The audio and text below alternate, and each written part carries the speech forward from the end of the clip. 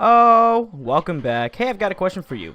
Have you ever gotten into a series just because of its recent releases? I have, and no, I'm not talking about Devil May Cry, even though that series is really... it's fucking good! Sword. Time to go to work, guys.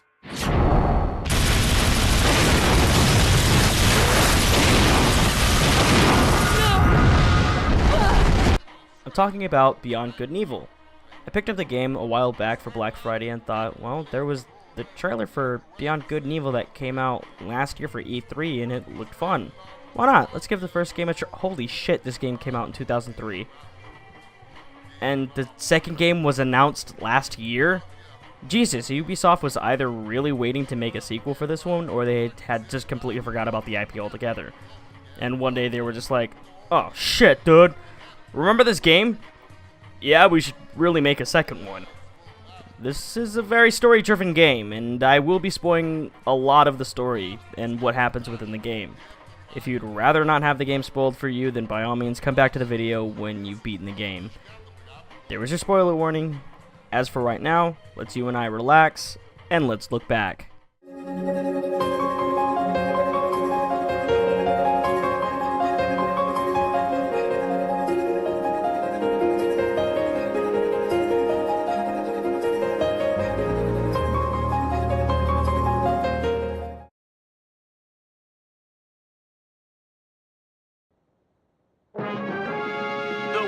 Arrived at the gates of Hillis. This peaceful mining planet in System 4 is now completely encircled by the Dom's Armada. General Keck, Supreme Commander of the Alpha Forces, would like to take this opportunity to address a final message to the population. Loyal Hillians, the impending battle will be a difficult one, but thanks to the Alpha Section,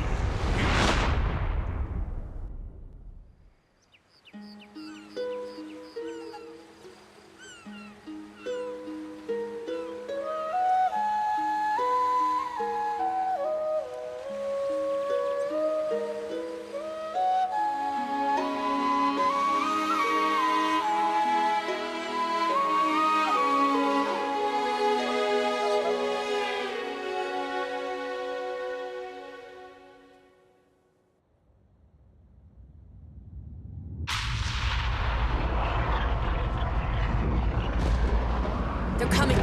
Quick, Fen, jump up.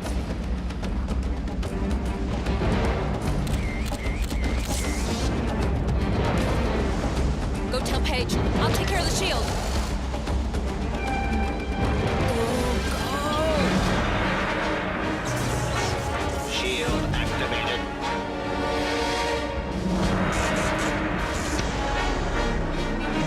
Shield disabled. Your Optima account is 350. units short. Your electrical supply has just been blocked. Gotta be joking. Thank you for...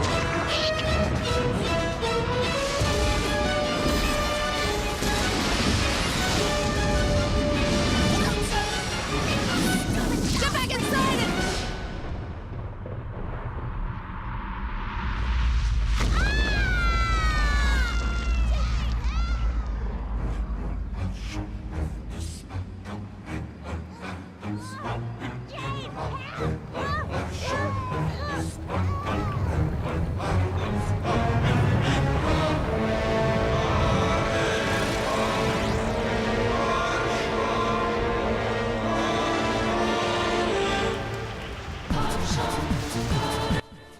Jesus! Shit! I guess we're just starting. And yeah, that's just how the game starts. Very little warning either. Coming into this game with little to no knowledge, it just starts and almost no prologue or anything. General Keck begins his speech and is cut off from the very beginning, and hey, start fighting, fucker. If it wasn't already obvious, he plays Jade with the assistance of her uncle, Paige. No relation. They quickly dispose of the Dom forces and they hurriedly show you one of the main resources of income in the game, which is scrapbooking. Nah, it's actually just taking pictures of the animals that live on Hillis for zoologists. At least this is how I made most of my money. A lot of the gambling games are just bullshit, and after that they mention Mama Go's shop, which helps you with upgrades and your hovercraft throughout the game.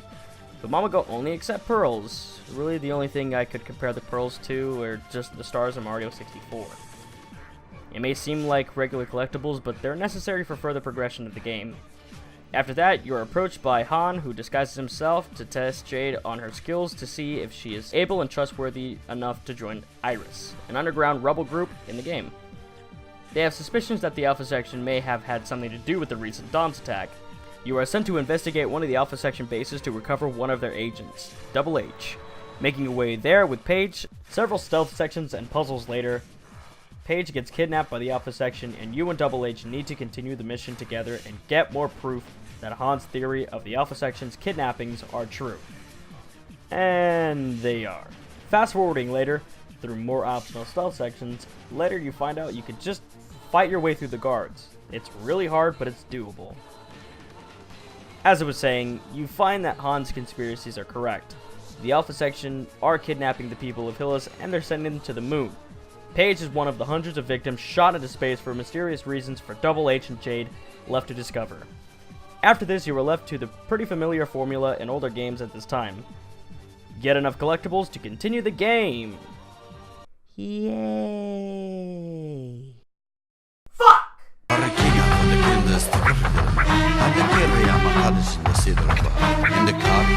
So the game has quite a lot to offer for something that was released in 2003. There was racing, gambling, fighting, puzzles, and a handful of exploring and extra things that you could do within the game. As I'm making this, I still have more than likely have missed events and conversations with people. The only collectible that I wasn't able to get is getting all of the M discs in the game, which at this point in 2018 is impossible to get, I think. When you head to the menu, you can see that your saves have an internet code. To give the short end of this is just a game of Hangman that you need to solve on your computer on the Beyond Good and Evil website, and if you get it, then you can get a code from your computer to put into your game, and I don't really know what to call these, but I'm gonna call it a chest. When you get the code for the chest in your game, you open it, and you get an M disc, which is just the game that you play with Francis. Which I'll get into that motherfucker later. As for right now, let's talk about racing minigame! There's just racing minigames. They're a lot of fun and a good source of credits if you ever get low on them. You can even get pearls from them by getting in first place in all the races. The fighting in this game is actually pretty smooth, and enemies don't just swarm you and making it difficult.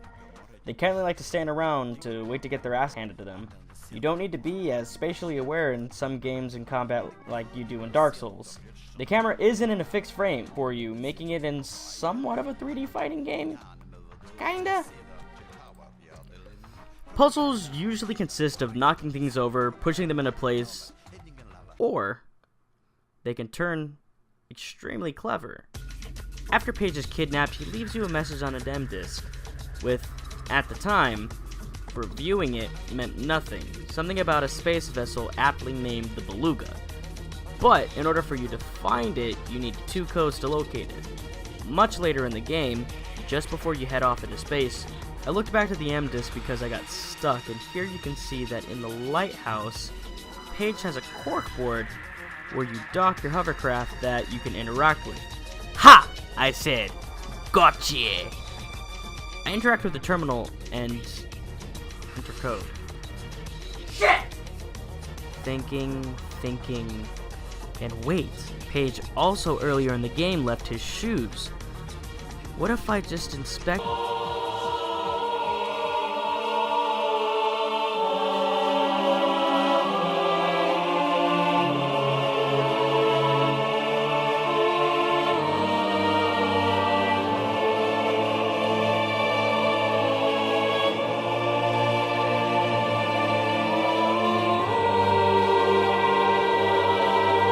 Fucking genius! Oh man, when I figured this out, I actually fucking felt like a detective. And I'm not sure if it's just me, but using critical thinking, I fucking figured this shit out all on my own.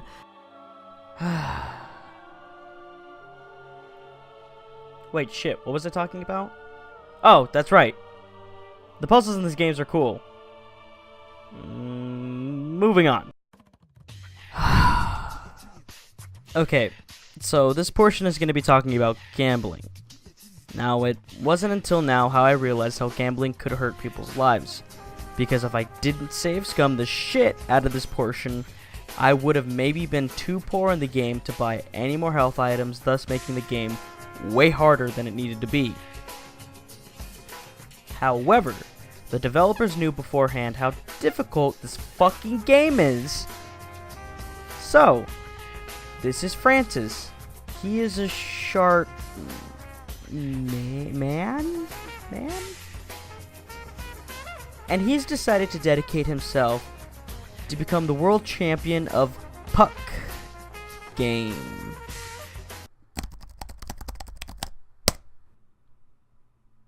Palette game.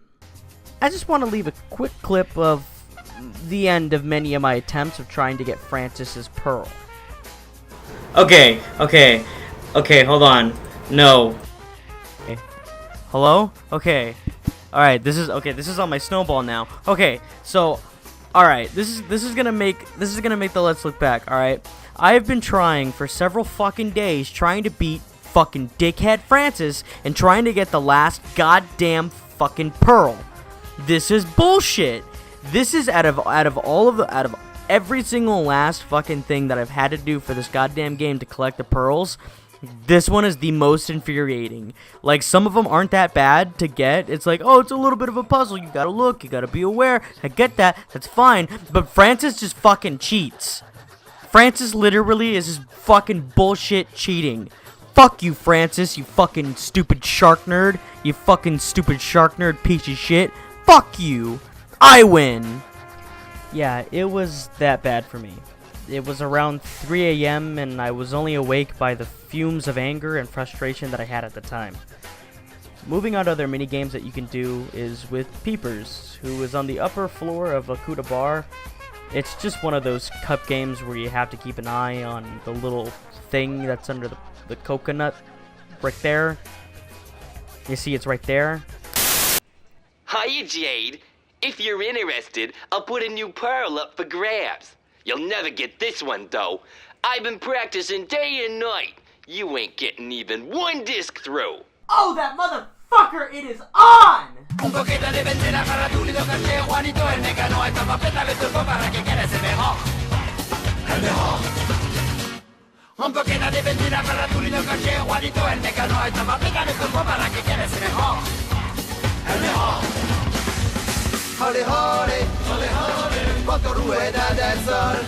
Hole, hole, hole, hole, oh quanto rueda del sol. Hole, hole, hole, hole, quanto rueda del sol. Hole, hole, hole, hole, oh quanto rueda del sol. Un poquito de benzina para tu lindo coche, Juanito el mecano, esta papeta de turno para que quieras el mejor. Para que quieras el mejor. Un poquito de benzina para tu lindo coche, Juanito el mecano, esta papeta de turno para que quieras el mejor. Para que quieras el mejor.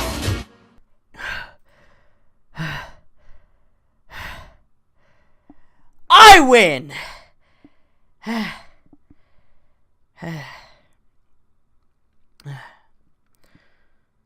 What was I talking about? Shit, you know, playing against a shark person is a little weird. Matter of fact, there's a lot of things about this world that's fucking weird. Hole, hole, hole, hole, quanto rueda del sol.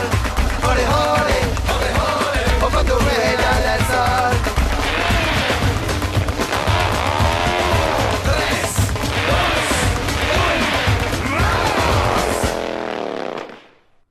If you couldn't tell, mostly because of my editing, this game is very multicultural, taking Hispanic and Asian elements into the game.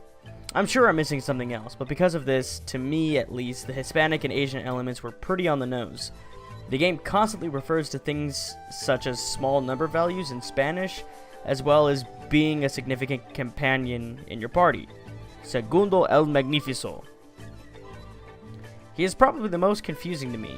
With his personality, he constantly throws in Spanish into his speech, but he's also using Italian in his goodbyes. I'm not entirely sure if he's more of the European type of Hispanic or the Central American. but he's still cool to me. Much of the population of Hillis seems to be anthropomorphic animals, such as sharks, goats, walruses, bulls, cats, rhinos, and pigs. I may be missing some. The game's world theming seems to be cyberpunk/dystopian. Hillis seems to be much under the control of a military power. The technology that they possess is much further than ours, having flying cars, and this glove that Jade can get later in the game, which throws digital discs at things. Yeah, I was right. The games of these times shared similar themings with one another, such as Ratchet and Clank and Jak and Daxter, having a funny buddy type relationship with a pair of misfits or outcasts. But, however, comparing these three of my favorite games wouldn't be fair because they all share their own unique personality, even though they share the same theming. Ratchet and Clank has their ever-popular arsenal of BFGs and destruction. Jak and Daxter had their open world and platforming difficulty. And Beyond Good and Evil, it got me with its storytelling. You saw that in the very beginning. It gives a hot opening to the game. No backstory, no prologue, very little opening setup. However, you go through the game discovering things about Jade at the same time that she discovers them as well. The Doms want her. But why? It isn't until Paige is kidnapped until things really begin to get confusing. Jade may have an untapped power that she doesn't know about, but Paige does. Paige trains her, since Jade's parents were nowhere to be found and ever only being mentioned once in the middle of the game and then one more time at the end. But it's brought up by the Doms when you become face to face with the Dom Zealot. It begins to get into your head, telling you that Jade may be one of them in some aspect. Paige strongly tries to keep this hidden away from her, even in the face of death. He sacrifices himself for Jade to keep that untapped power still hidden away, then forcing Jade to defeat the Zealot for her friends and family back. The ending seemed like a happy ending to me, but it almost seems pretty open-ended. There is really only one thing you can do. Play the game and maybe come back and let me know what you think. Honestly, I can see how this game got such a cult following. It's an oddly hypnotic and fun game. I don't really know how much further I can put this game in a positive light. It gives me an odd sense of familiarity, almost as if I played the game before when I never have. For 2003, the game actually looks pretty good, and I don't mind the age of it by any means. I never ran into any glitches or bugs while playing the game. Everything was solid and ran smoothly. I think the music in this game is probably my favorite that I've listened to for a long time. All the characters in the game are charming and interesting. They're all convincing in their roles, and I can actually feel like these are real people who have lives and who care. Except for Keck. He's literally the biggest supervillain I've ever seen in a video game in a while.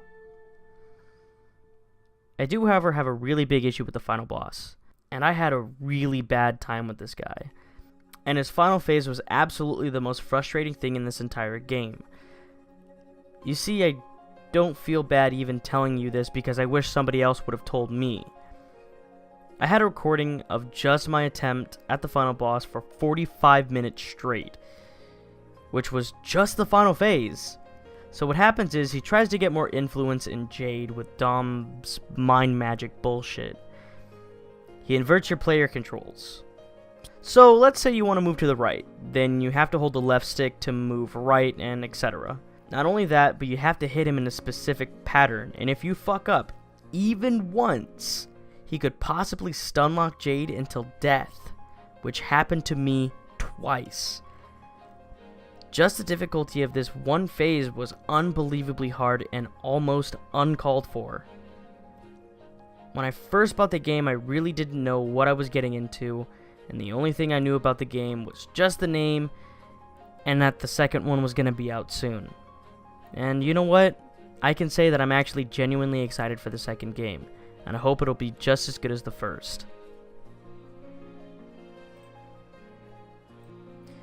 Welcome to the currently longest episode of Let's Look Back to Date, and honestly there was so much that I just completely left out of this video for you, the viewer, to go and check out for yourself, because when I mean, like, I have a really strong recommendation for this game, I mean it. Like, this, I'm genuinely surprised that I was able to kind of skip something like this, like, from my childhood.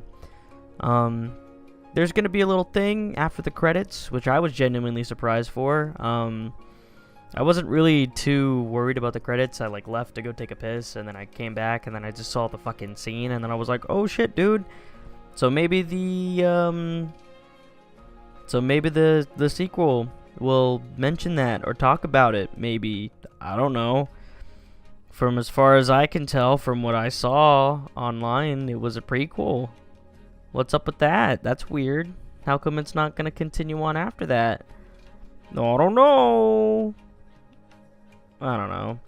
It's very late in the evening, and I'm probably not going to cut this down a whole bunch, but, you know.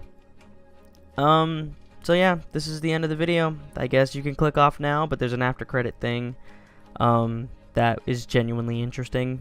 You know, give you something to talk about, but whatever. I have been Malimeezy, and I want to give you a tremendous thank you for making it all the way into the end of this video. Have a good one, and I will see you in the next video. Bye-bye!